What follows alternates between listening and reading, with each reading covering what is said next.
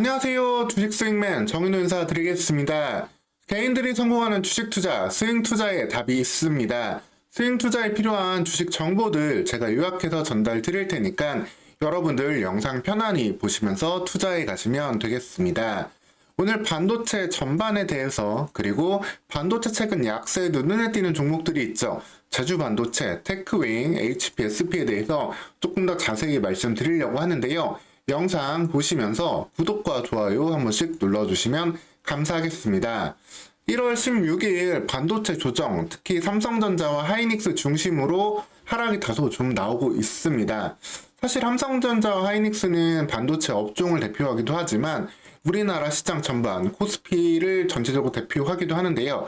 그러다 보니까 기업 체질에 따른 주가 변동도 있지만 사실 환율에 따른 주가 변동도 피할 수 없는 상황이다라고 보시면 되겠습니다. 그래서 연초 하락은 사실 삼성전자의 4분기 실적부터 조금 실망부터 출발한 부분이 있지만 이 부분은 이미 이슈에 좀 반영이 되고 있고 2024년에 대한 기대감을 다시 가져가야 되는 시점인데 여기에 하나 좀 장벽으로 나오고 있는 게 바로 이 환율의 상승이다라고 보시면 되겠습니다. 미국에서 지금 엔화 약세가 계속해서 이어지고 있고 달러 강세가 조금 더 이어지고 있다 보니까 미국 금리의 속도 조절 이슈에 더불어 가지고 원화가 계속해서 약세로 이어지는 전개가 이어지고 있습니다. 그러다 보니까 우리나라 시장에서 외국인과 기관의 매도세가 다시 한번 나타나는 모습이 나오고 있고 환차익에 대한 이슈로 인해 가지고 계속해서 삼성전자와 하이닉스 그리고 코스피 전반이 약세를 보일 수밖에 없는 그러한 1월 중순의 흐름이다라고 보시면 되겠습니다. 이에 따라서 코스피도 2500선을 잠시 이탈하면서 2497선까지 내려왔지만 사실 이 부분은 예전에 여러분들 기억하실지 모르겠지만 우리나라 시장은 한때 2000에 갇혀 있었잖아요. 우스갯소리로 이런 말도 있었습니다. 우리나라 시장은 매년 2000을 돌파한다고요. 그 이유는 2000을 항상 내려갔다가 또 2000을 넘어갔다가 이걸 한 10년 넘게 거의 매년 반복을 했습니다. 근데 지금은 여기에 대한 구간이 이제는 좀 2500선으로 만들어졌다라고 보시면 되고 이걸 끌어올리기 위해서는 특히 반도체, 삼성전자 역할이 상당히 중요한 시점이다. 삼성전자가 올해 기대하는 모습을 보여주냐에 따라서 이 2500의 박스권을 다시 한번 3000선으로 끌어올릴 수 있는 가능성을 거기에서 볼 수 있겠다라고 보시면 되겠습니다. 그렇기 때문에 오늘의 삼성전자의 이런 좀 추세적인 좀 하락 그리고 여기에 더해가지고 반도체 종목들이 전체적으로 좀 약세를 많이 보였는데 이 삼성전자의 하락 여파로 인해 가지고 전체적으로 매물들이 다 출회가 됐다라고 보시면 되겠습니다. 다만 이 부분에 대해서는 삼성전자가 반등하는 시점에 언제든 다시 강한 되돌림이 나올 수 있는 시점으로 볼 수 있기 때문에 큰 걱정은 하지 않아도 된다라고 보시면 되겠습니다. 오히려 이 가운데서도 눈에 띄게 좀 지탱해준 종목들이 있거든요. 제가 계속 영상으로 말씀드렸던 HBM 관련해서는 테크윙이 이제서야 좀 기대감을 반영하고 있는 모습이고 제주반도체 같은 경우에는 온디바이스, 엣지 디바이스에 연결되는 사물인터넷 관련 이슈로 인해 가지고 지속적인 가치 재평가가 일어나고 있습니다. 또한 HPSP 같은 경우에는 말씀드렸던 42,000 지지선 강하게 지탱하고 있는데요. 사실 HPSP는 좀 장비를 이미 다 팔 걸 다 정해놓고 지금 물량을 늘린 상황이에요. 쉽게 보시면은 뭐 좀 가수들 중에서 IUC가 콘서트를 하든 아니면 가장 핫한 가수는 임영웅 씨죠. 임영웅 씨가 콘서트를 할 때마다 표는 매진이 되고 그래서 특별히 더 그 콘서트도 더 열기도 하잖아요. 그렇게 되면 바로 또 매진이 되죠. 그런 것처럼 HPSP의 장비는 이미 다 팔릴 걸 예정되어 있다. 지금도 이미 45대까지 풀 캐파 돌리고 있고 80대가량 이제 올해 3분기부터 가동이 될 예정인데 이 장비들 역시 다 매출로 이어질 거기 때문에 상대적으로 하락에 대한 방어가 상당히 강하다라고 보시면 되겠고 이 세 개의 종목을 중심으로 다른 종목들 특히 삼성전자와 함께 어느 시점에서 반등이 언제든지 나올 수 있다라고 보시면 되겠습니다.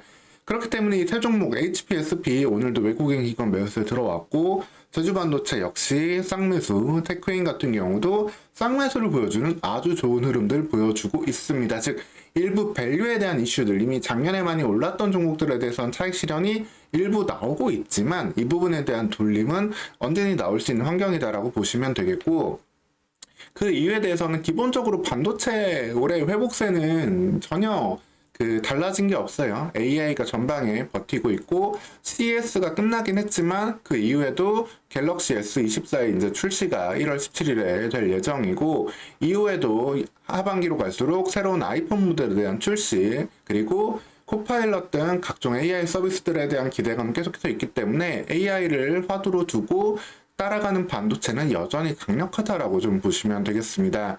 그래서 계속해서 매주 나오고 있는 메모리 가격 동향을 확인해 본다 하더라도 DDR, DRAM 메모리 가격은 계속해서 전주 대비 1.1% 상승하는 모습을 보여주고 있고 아직 낸드 같은 경우에는 뚜렷한 가격 상승 보이지 않고 있지만 가격이 안정된 가운데 언제든지 상승할 수 있는 그러한 모습을 볼 수 있겠습니다. 특히 모바일에 대한 수요가 조금씩 늘어날 수 있는 기대감으로 인해 가지고 2024년 1분기 모바일 DRAM 계약가는 비수기임에도 불구하고 전년 분기 대비 20%가량 상승할 전망이 나오고 있는 가운데 전체적으로 IT 제품에 대한 수요 증가와 함께 반도체 업종에 대한 추세적인 상승은 여전히 유효하다라고 보시면 되겠습니다. 계속해서 그리고 이 부분을 또 나눠서도 볼 수 있는데 먼저 HBM 쪽이 어떻게 보면은 큰 기회는 계속해서 올 수 있을 거예요. HPSP 역시도 강한 모습 보여주고 있고 한미반도체 같은 경우에는 오늘 다소 하락 나오기는 했지만 이 하락 이틀 내에 돌림 나오게 된다면 뭐 여전히 탄탄한 모습 이어질 수 있고 여기에 더해서 200억 규모 자사주 취득 신탁 기업 자사주 취득 역시도 상당히 안정적인 이슈라고 볼 수 있겠습니다. 여기에 더해가지고 이제 어제 영상으로 올려드렸던 오로스 테크놀로지 같은 종목들도 아직까지 저평가되어 있는 HBM 관련주로 볼 수 있겠지만 테크인 같은 경우에는 HBM 실적이 올해 본격적으로 나올 수 있는 부분, 이 부분들 이제 해당 영상으로도 올려드렸었는데 왜 이 부분을 어떻게 보면 조금 더 먼저 봐야 되냐면은 계속 영상으로 말씀드리고 있지만 이 HBM 관련된 수요가 전반적으로 더 먼저 시장이 클 수밖에 없습니다. 온디바이스, 엣지 디바이스 관련된 시장은 여전히 새롭게 열린 시장이고 기회도 많이 있을 거예요. 2024년 5조 원 규모 추정되는 이런 파생되는 시장 규모를 볼 수 있고 이게 이제 IoT, 사물 인터넷으로 연결되면은 실질적으로 좀 파생은 조금 더 될 수도 있을 거예요. 가전기기라든가 이런 부분으로 연결될 수 있는 부분 있지만 기본적으로 서버형 클라우드 AI 같은 경우에는 시장 규모가 2024년에도 62조 원 규모로 추산되고 여기에는 AI 가속기 칩 그리고 거기에 딸려 들어가는 HBM에 대한 이런 칩에 대한 수요가 충분하기 때문에 HBM 중심으로도 어떻게 보면 접근을 지금 할 수 있다라고 보시면 되겠습니다. 어떻게 보면 작년에 HBM이 먼저 올라갔고 그 다음에 온디바이스 이슈가 간 다음에 현재 살짝 좀 소강 상태에 있는 거잖아요. 다시 한번 HBM 관련주로 갈 수 있는데 그렇기 때문에 좀 시장에서 몰라서 좀 소외되었던 종목들, 테크윙이나 오로스 테크놀로지 같은 종목들이 먼저 날개를 피일 수 있는 상황. 테크윙 같은 경우에는 그래서 이런 반도체 약세 속에서도 여기에 대한 기대감이 전부 다 반영되면서 다시 한번 신고가를 뚫고 있고 이 부분에 대해서 제가 좀 강조를 해서 계속해서 말씀드리고 있었는데 이 부분 다시 한번 이후름 개별 영상으로도 또 올려드리도록 하겠습니다. 이렇게 HBM 관련된 이슈들 계속 봐야 되는 부분도 있지만 그리고 또 한편으로는 그렇다고 해서 온디바이스, 엣지 디바이스 시장이 그렇다고 너무 작으냐 제주 반도체 좀 고점이냐 이렇게 볼 수도 있는 불안감 가지신 분들도 있을 텐데 생각보다도 조정을 좀 짧게 끝냈고요. 갤럭시 S24 이 이슈까지도 소화한다면은 단기간에 9천억에서 1조대까지도 충분히 갈 수 있는 상황이다. 원래도 안정적인 매출을 내고 있었고 제주도의 최대 수출 품목이 여러분들 귤이 아니에요. 귤이 아니고 제주도에 본사를 두고 있는 이 제주 반도체 때문에 제주 반도체 수출 1위입니다. 제주도 수출 상품의 1위가 반도체인데 그 정도로 사실 실적을 잘 내고 있던 곳에서 이런 IoT, 이제 엣지 디바이스로 인한 IoT 사물 인터넷은 날개를 달아줬다라고 보시면 되겠고 여기에 더해서 이번 CES는 끝났지만 CES에서도 충분히 이것들을 활용할 수 있는 이슈들이 많이 나왔어요. 뭐 여러 가지 우리가 실질적인 어떻게 보면 클라우드 같은 게 좀 산업용 쪽으로 먼저 더 전개된다라고 보면은 엣지 디바이스는 가정용 일상생활에서도 많이 연결이 될 텐데 몇 가지만 좀 설명을 드리면은 예를 들어서 냉장고의 전면부에 32형 와이드 스크린 탑재한 삼성의 비스포크 냉장고 같은 경우에는 AI 비전 인사이드를 탑재해야 하는데 이게 어떤 역할을 하느냐 식재료를 넣거나 뺄 때마다 카메라가 인식을 해가지고 그 냉장고 안에 뭐가 들어있는지를 알려줘요. 그래서 관련해서 그 재료들을 활용할 수 있는 방법을 알려주죠. 사실 우리 여러분들 냉장고 써보시면 아시겠지만 냉장고 특히 냉동고 같은 경우는 안에 뭐가 들어있는지 모르잖아요. 그거 한번 그 쏟아내면 정말 난리 납니다. 근데 그거를 AI를 통해 가지고 더 쉽게 관리하고 낭비되는 좀 버려지는 재료 없이 우리가 일상생활에서 활용을 할 수 있게 해주는 거죠. 즉 이런 식으로 모든 우리 생활에 필요한 이런 가전기기들의 이런 반도체 칩이 필요하기 때문에 여기에 대해서 제주반도체 칩 수요와 매출이 크게 더 늘어날 수 있다라고 보시면 되겠습니다. 여기에 더해가지고 이제 갤럭시 S24가 이제 출시될 예정이잖아요. 근데 여기에서 또 이제 방금 1월 16일 5시쯤에 좀 재밌는 기사가 나왔는데 사용자 최적으로 챗봇을 자동으로 연결해주는 기능을 탑재하기도 했습니다. 사실 이 스마트폰에서 AI를 사용을 할 때 조금 아쉬울 수 있는 부분이 그럼 연결해서 쓰는 AI 성능은 되게 확실한데 결국엔 스마트폰에서 쓰는 AI 성능은 좀 떨어지는 거 아니냐?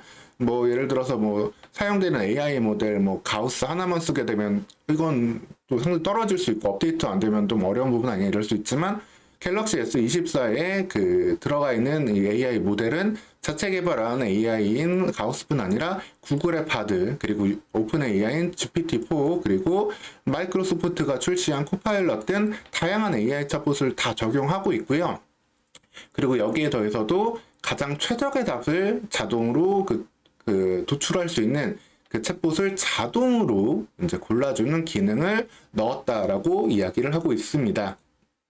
이를 통해 가지고 갤럭시 S24의 온디바이스, 엣지 디바이스 기능이 보다 강점을 보일 수도 있고요. 이 이슈를 통해서 갤럭시 S24의 판매가 늘어난다면 제주반도체의 지속적인 성장 또한 기대해 볼 수 있는 환경이다 라고 보시면 되겠습니다.